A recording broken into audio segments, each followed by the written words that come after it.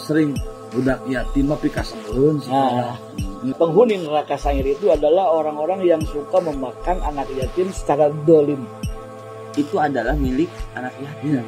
Jangan sampai kita memakan Harta anak yatim. milik kita, tapi milik anak-anak yatim itu.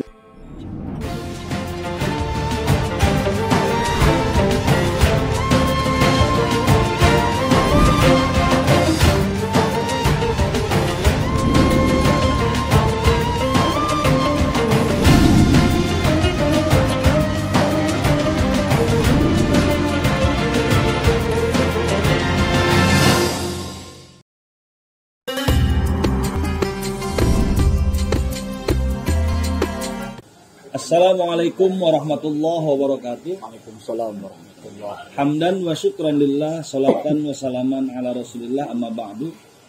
Sahabat, bertemu kembali dengan kami pada kajian kitab Mukhtarul Hadis. Seperti biasa sudah ada Kang Irham, ya. Haji sehat? Alhamdulillah, alhamdulillah khair. Tentu sebagai lumrahnya manusia dengan fitrah selalu kurang, kita sering terjebak dengan rencana. Misal tahun ini kita ingin mewujudkan A, B, C. Iya. Ada target kan? Target. Irham misal nih tahun ini targetnya apa? Targetnya ingin tentram hati. Subhanallah. Ini di luar ekspektasi saya ya. Iya. Betul. Kang Irham ini pengen tentram hati atau sebentar lagi jadi wali ya. Deket-deket. Dekat-dekat jadi wali kalau tentram hati. Ini yang saya tunggu ini. Dan mungkin pemirsa tunggu. Haji, tahun ini targetnya apa? Jangan yang macam-macam ya. Oh enggak. Cuma tambah anak aja. Oh, tambah anak. Alhamdulillah. Nah, seperti halnya para pembicara, kita juga sebagai manusia punya target dan tujuan. Bahkan target itu mungkin sulit untuk dicapai. Kebanyakan dari kita ya usaha iya, kemudian capaiannya mungkin tidak signifikan. Tentu mungkin ada tips-tips yang bisa kita dapatkan. Target itu bisa dengan mudah dicapai. Atau tips-tips apa yang dicontohkan oleh baginda Nabi untuk mewujudkan harapan dan cita-cita. Ya. Kebetulan ini hadis keberapa ini? Ini hadis ke-15. Ke-15. Tentang apa? Ya, tentang kalau ada keinginan supaya kita terlaksana atau ada masalah, ya kita baca aja lah. Ya. Hadis yang ke-15, Mukhtarul Hadis, atuhibu ayyalina qalbuka wa tudriku hajataka irhamil yatima wamsah ra'sahu wa at'imhu min ta'amika yalin qalbuka wa tudriku hajataka. Apakah kamu menyukai jika hatimu menjadi lunak dan kebutuhanmu terpenuhi? Maka kuncinya sayangilah anak yatim dan usaplah kepala dan berikanlah makanan dari makananmu, niscaya hatimu menjadi lunak dan kebutuhanmu akan terpenuhi. Ini hadis diriwayatkan oleh Tabrani dan dari Abi Dzar. Haji, Ya, mungkin kita akan tercengang kalau mendengarkan hadis yang dipaparkan barusan. Betapa hal-hal yang bersifat sosial betul.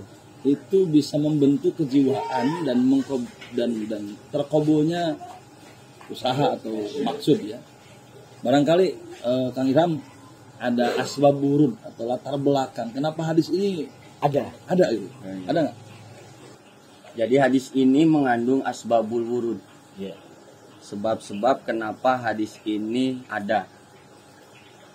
Ternyata asbabnya adalah ada seorang laki-laki yang datang kepada Rasul kemudian mengeluhkan tentang kenapa hati ini menjadi keras. Kenapa ya Rasulullah hati ini begitu sangat keras? Nah maka jawaban daripada pertanyaan seorang laki-laki tersebut terdapat dalam hadis ini. Berarti hadis ini mengandung sebab-sebab kenapa hadis ini diturunkan. Ya. Kang Babak mau tadi disebut ya, hati keras ya. Betul. Yang jadi penasaran, mungkin pemirsa juga menyimpan tanda tanya besar. Yang dimaksud dengan lembut hati itu apa? Apakah hati sudah jelas kan hati fisiknya kan keras? Ya. Mangga Kang Irwan. Jadi sebetulnya yang dimaksud dengan layyinul qalbi itu bukan hatinya yang lunak. Ya. Mengartikan sesuatu kalimat bukan pada maudhu'nya atau makna aslinya. Berarti yang dimaksud dengan layyinul qalbi adalah layyinul janib. Sebagaimana Imam Jamasyari dalam syarah kitab Muhtarul Hadis ini disebutkan bahwa yang dimaksud dengan layyinul qalbi itu adalah layyinul janib. Artinya adalah hampang Ringan badan. Ya, ringan badan untuk melakukan segala aktivitas ibadah. Dikarenakan kan qalbi itu adalah sebuah poros dalam tatanan badan kita. Karena kan al-qalbu itu ibaratkan seperti halnya pemimpin. Kalau hatinya baik, maka seluruh anggotanya pun akan terbawa baik. Itu kan. Jadi ibaratnya seorang raja, al-qalbu kal mulki wal a'du junudu. Jadi hati itu ibarat seorang raja, kemudian anggota badan kita adalah ibarat tentara dari raja itu. Jadi lebih kepada makna layyinul janib itu ya, ringan badan itu ya. Betul. Kalau istilah santri itu si oke, segala hayu kira-kira gitu. Nah, berangkat dari apa yang ini pemahaman ini ya. Bahwa bukan tentang hatinya yang lembut, tapi tentang gestur dan sikap tubuhnya yang ringan ketika diajak orang lain. Nah, untuk mencapai itu, ini kan ada tips. Bagaimana orang supaya dari dalam segala hal malas, membatu, kaku. Emang bahayanya qaswatul qalbi itu berat, itu bahaya. Dalam Al-Qur'an dijelaskan wa inna minha lamma yatafajjaru minhul anhar. Daripada keras hati mending keras batu. Kalau keras batu wa inna minha lamma yatafajjaru minhul anhar. Cikaracak ninggang batu. Lila Masih hidekok. Masih mungkin dia mengeluarkan air. Tapi kalau keras hati bisa wa yakhrujuna minad dunya bi ghairi iman. Nauzubillahi min dzalik. Nah, ini tentang tips apa sih obat untuk mengobati keras hati ini? Tip untuk mengobati keras hati yang pertama adalah irhamil yatim. Kasihanilah orang yatim. Orang yatim yang tidak ada ibunya, tidak ada bapaknya, itu namanya yatim piatu. Bahkan saya yatim. saya juga yatim. Bahkan Rasul barudak sabulahan. Bahkan Rasul mengatakan di satu hadis, barang siapa yang mengurusi anak yatim, nanti di jannah Allah bersamaku hakadha, bagaikan jajangkum dan jariji yang tidak bisa dipisahkan. Berarti akan jadi penghuni surga. Jadi dengan mengasihi anak yatim, kita sedang berusaha untuk melembutkan hati kita. Betul. Apakah ini tentang materi, Kang Ihsan? Mengasihi kan nih atau hal lain? Sebetulnya bukan tentang materi saja ya. Betul. Artinya meskipun materi bisa. Tapi kan dengan kita membantu dengan tenaga, kemudian tutur kata. Kalaupun dia belum bisa mengaji, berarti kita mengajarkan tentang ilmu agama. Kita bisa ngawurukan ikro, kemudian Al-Quran dan lain sebagainya, ilmu agama. Itu kan bukan hanya saja tentang materi. Apalagi kalau diringankan biayanya. Kan gini ada idiom. Idiom itu kata-kata yang sering salah alamat sebetulnya. Betul. Pengalamatan yang bener salah. Punten sering budak yatim mah pika sebelum rajin gitu kan. Selalu saja apa yang dianjurkan oleh agama ini dihadapkan pada situasi, nah gitu. Ya. Kan amat tidak pika sebelum enggak, mungkin ada disuruh malah berontak, nggak mau, atau lalai dan yang lain. Bisa dalam kondisi seperti itu kan, ini perintahnya irham. Berarti banyak cara ya. Banyak cara. Kalau dengan tutur kata baik nggak? Yang pada intinya substansinya adalah kan irham itu kan rohmah. Ada kebaikan-kebaikan, ihsan dan tafadul. Adanya keinginan untuk melakukan hal-hal yang baik. Tutur kata yang baik kepada anak-anak yatim, sehingga tidak ada istilah pika sebelum. Karena dia mengerti tentang irhamil yatimah, bagaimana sikap yang harus dilakukan oleh seseorang tersebut terhadap anak yatim. Dan ketika anak yatim itu kita tahu dia belum bisa mengaji, berarti kan ada irham, ada riqafil qalbi. Ingin mempelajari atau memberikan pelajaran tentang ilmu agama. Itu ternyata irhamil yatim itu sangat umum maknanya. Di Al-Quran juga kan, kalau ke anak yatim itu jangankan irham, tetapi fa'amal yatim fala takhar, jangan membentak. Ini bagian dari irham. Bagian dari irham, betul. Jadi kalau Pak Irham suka membentak, itu tidak sama dengan namanya ya. Irham kan harus lemah lembut, nggak boleh marah nih Pak Irham nih. Jadi pertama sahabat, kasihanilah anak yatim dengan cara-cara yang baik menurut agama. Iya. Seperti apa yang kita katakan. Tips yang kedua, ini apa? Yang kedua adalah wamsah ra'sahu. Mengusap kepala anak yatim. Bisa saya kan yatim, bisa. Saya pakai peci nih. Assalamualaikum, Haji Damang. Mun Haji tahu saya anak yatim, gimana caranya? Caranya begini. Gitu. Gitu. Dipegang kepala. Ini ada dalam satu hadis ada trik, Ang. Ya, gimana? Apa yang Aang tadi ingin praktekkan. Iya. Jadi ternyata dalam hadis dikatakan anal yatima ayum sauroksu min a'lahu ila muqaddam au bi aksi. Jadi dari atas kemudian ke bawah. Bisa dari atas ke bawah. Dari atas ke bawah atau sebaliknya dari bawah ke atas. Sayang gitu. Iya, seperti ini gitu. Ya, nah, kemudian bisa juga dari bawah ke atas. Itu trik yang tertera dalam hadis dalam konteks wamsah rosa.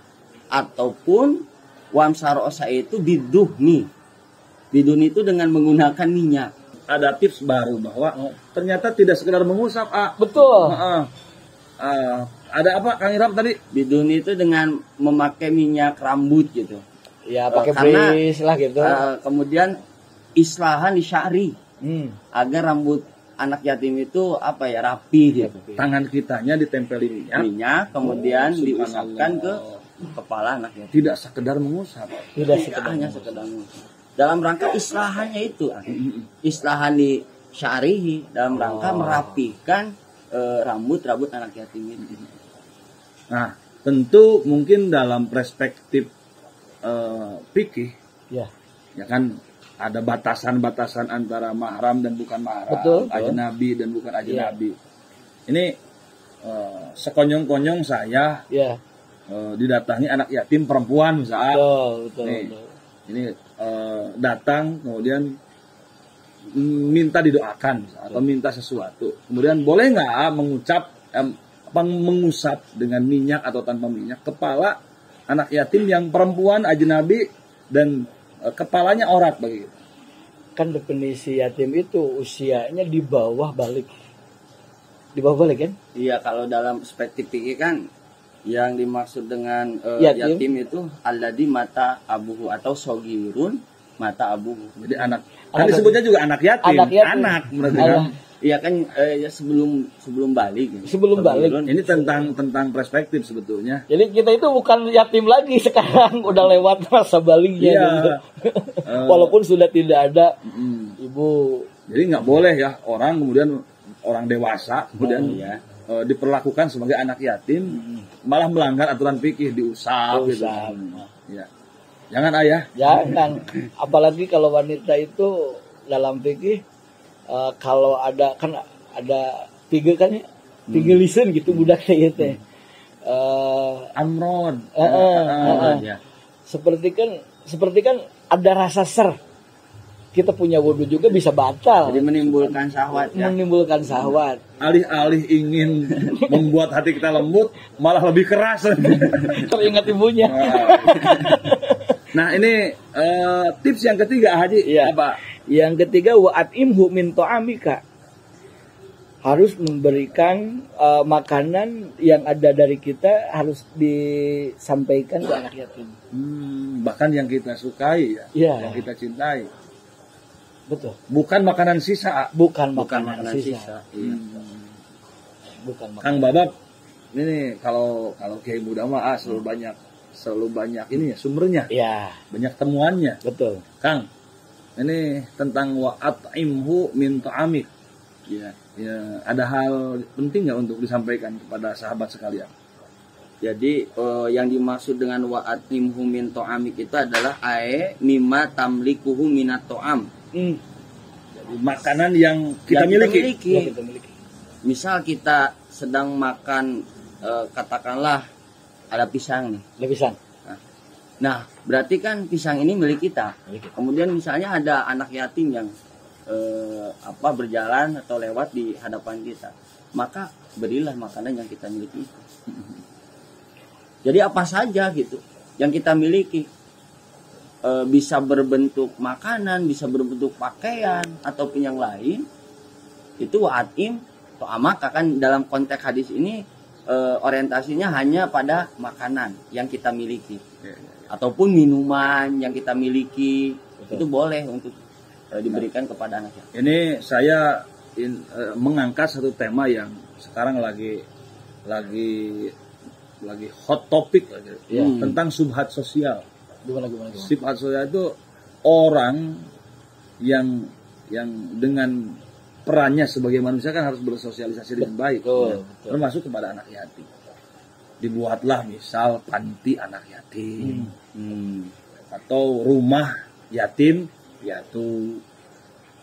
Ini harus ada suara-suara kebaikan, aturan-aturan baku yang disepakati bersama tentang yang tadi itu wa'at'imhu min ta'am. Kira-kira tips bisa dari A, bisa dari Kang Irham. Bagaimana sih tips bagi teman-teman yang konsen di kegiatan sosial itu? Mangga Kang. Caranya adalah kita mengajak kepada orang lain, bukan hanya kita saja. Betul. Dalam kebaikan kan sebaiknya kita mengajak, lebih baiknya kan mengajak kepada orang lain untuk mengumpulkan bantuan sosial terkhusus untuk anak-anak yatim. Misalnya kita ada pengumuman gitu, siapa saja yang mau memberikan makanan kepada anak yatim bisa dikumpulkan, kemudian nanti akan disalurkan ke panti asuhan itu. Nah, sangat penting untuk dijaga karena itu adalah milik anak yatim. Jangan sampai kita memakan harta anak yatim milik kita, tapi milik anak yatim itu. Jadi karena begini ya. Karena salah satu daripada ilmu bikot, 7 dosa yang akan menghancurkan amal baik kita itu diantaranya adalah wa aklu malil yatim. Aital ladzi yukadzibu biddin. Dzalikal ladzi yad'u. Dalam ayat lain kan innama ya'kuluna fi butunihim nara wa yaslawna sa'ira. Penghuni neraka sa'ir itu adalah orang-orang yang suka memakan anak yatim secara dolim. Jadi prinsipnya milik kita untuk yatim, bukan milik yatim malah jadi milik untuk kita. Subhanallah. Nah, ini biasanya di akhir bincang kita, Kang Babab, lagi-lagi Mang Haji mah selalu punya perspektif yang keren terkait kisah tertentu yang berkaitan dengan tema ini. Mang Haji, gimana nih? Waktu hari Idul Fitri, Rasul kharajan Nabi min baitihi, keluar dari rumah. Lalu Rasul melihat ada anak-anak yang gembira riang dikarenakan pakai baju baru, celana baru, sepatu, sendal baru. Terus ada lagi Rasul yang dilihat Rasul itu ada anak yang murung. Terus Rasul nggak pakai baju baru, nggak pakai baju baru, nggak pakai celana baru, sepatu baru, sendal baru. Rasul menghampiri, mendekati. Rasul bertanya, kenapa nak? Bapakku meninggal dengan waktu perang sama Muhammad, sama Rasul Muhammad. Lamun bapak orang aya keneh mah seperti anak-anak itu, pakai baju baru, pakai celana baru, pakai sendal baru, sepatu baru. Anak itu tahu nggak bahwa yang nanya Kanjeng Rasul? Tidak. Oh, subhanallah. Tidak. Jadi ayahku meninggal berperang sama Muhammad. Iya. Rasulullah, dan nggak tahu bahwa yang nanyanya Rasulullah. Iya. Subhanallah. Ya, dilanjut A. Terus Rasul bertanya, nak, apakah kamu ingin ayah kamu itu adalah Muhammad dan ibu kamu itu adalah Aisyah dan kakak kamu adalah Ali dan kakak istri kamu adalah Fatimah? Ya mau. Lalu Siti Fatimah diperintah Rasul, ambil anak ini ke rumah, bawa ke Ummi Aisyah, terus dimandiin sama Ummi Aisyah. Beres dimandiin sama Ummi Aisyah, dipakai pakaian baju baru, celana baru, sepatu baru, lalu keluar dan gembira anak yatim tersebut. Jadi ketiga tips ini dilakukan oleh baginda Rasul. Baginda Rasul dilakukan. Terus anak-anak yang tadi gembira bertanya, kenapa kamu tadi menangis sekarang gembira? Kamu tadi murung sekarang merasa lebih gembira daripada saya. Kenapa? Sekarang saya punya bapak saya adalah Muhammad dan kakak saya adalah Sayyidina Ali dan kakak istri saya adalah Fatimatuz Zahrah dan ummi saya adalah Ummi Aisyah. Lalu anak-anak tersebut yang masih punya bapak, masih punya ibu, membahasa orang nama hayang teuing, merasa iri ya? Merasa iri, hayang teuing bapak kuring teh maut meninggal waktu perang sama Rasul. Kuring hayang teuing jadi anak Rasul. Subhanallah. Itu Rasul. Sahabat, lagi-lagi kita disuguhkan dengan satu kajian di mana untuk menata hati dari keras menjadi lembut, ya. Kemudian untuk mempercepat akses hasil maksud, ternyata mudah. Ya. Pertama, kasih dan sayang anak yatim. Betul.